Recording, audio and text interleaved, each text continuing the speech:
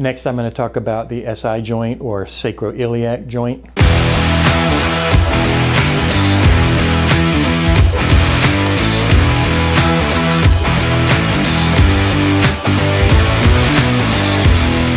The sacroiliac joint is the point where the ilium and the sacrum, this triangular bone, come together.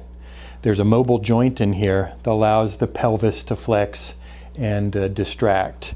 It's an important mobile joint for women because it allows for opening of the pelvic inlet during pregnancy.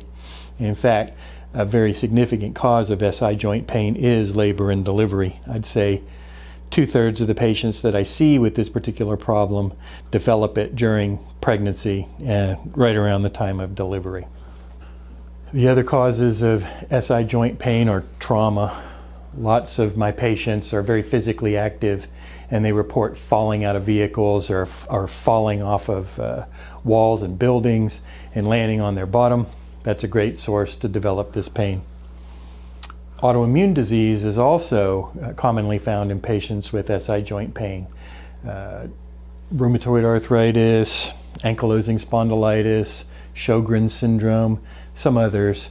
So it's often important to check and make sure that there aren't autoimmune diseases if you suspect sacroiliitis or SI joint pain as the source of the patient's low back pain. SI joint pain is difficult to diagnose because it looks like so many other pains. It can be confined to the low back, it can travel down the leg.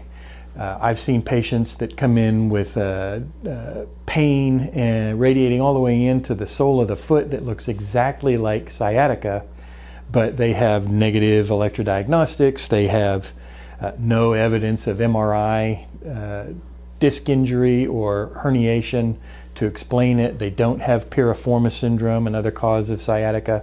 All they have is pain traveling down their legs and a physical examination consistent with SI joint pain. The physical examination involves a couple of maneuvers. The Fabers and the Gaenzelins are the two most common examples.